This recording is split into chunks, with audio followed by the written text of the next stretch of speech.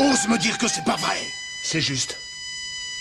Je n'en ai aucun souvenir, mais je sais que j'ai reçu un coup violent à la tête quand j'étais tout petit. J'ai encore la cicatrice.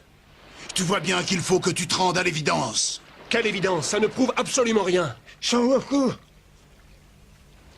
je crois qu'il est temps que je te révèle une chose que ton grand-père m'avait confiée avant de mourir.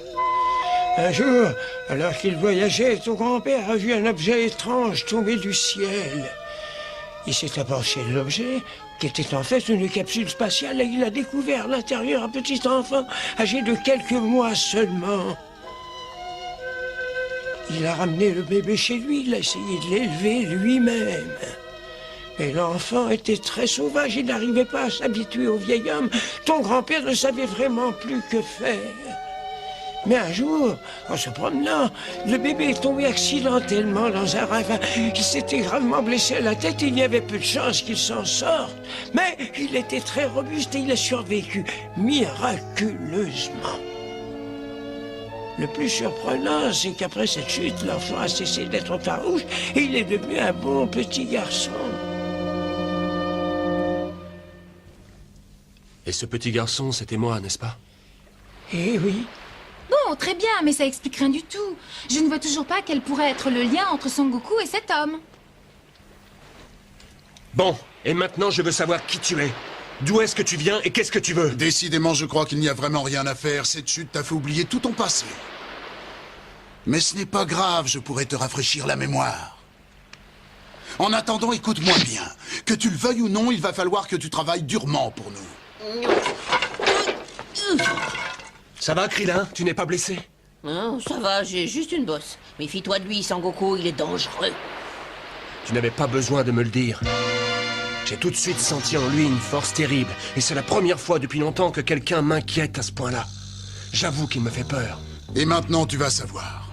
Tu n'appartiens pas à l'espèce humaine. Tu viens d'une autre planète. Il faut que tu saches que tu es né sur la planète Vegeta. Et tu appartiens à l'un des peuples les plus puissants qui ait jamais existé. Les guerriers de l'espace. Les guerriers de l'espace? Que ça te plaise ou non, maintenant, tu vas devoir te faire à cette idée. Je suis ton frère Raditz.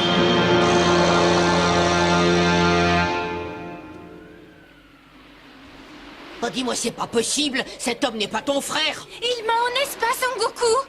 Oh, dis-lui qu'il se trompe. Et tu espères que je vais te croire? Tu n'es qu'un menteur. Si Sangoku vient d'une autre planète, alors explique-nous pourquoi il est ici. Je vais tout vous expliquer. Son Goku est venu en visiteur. Il a été envoyé sur la Terre pour remplir une mission. Il avait reçu l'ordre de détruire l'espèce humaine. Je ne te crois pas. Nous sommes un peuple de guerriers fiers et courageux, et notre seul but est de conquérir sans fin. Et c'est pour cette raison que nous parcourons l'espace depuis des années à la recherche de nouvelles planètes. Lorsque nous en découvrons une qui soit habitable, nous passons à l'action. Nous éliminons tous les habitants, et quand nous l'avons nettoyé, nous la vendons au plus offrant. Quand nous avons affaire à des espèces particulièrement coriaces, nous envoyons des guerriers adultes pour se battre.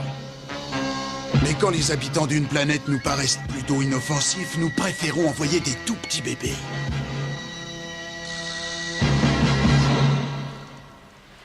Monsieur ignoble, comment pouvez-vous être aussi cruel avec les autres peuples de l'univers?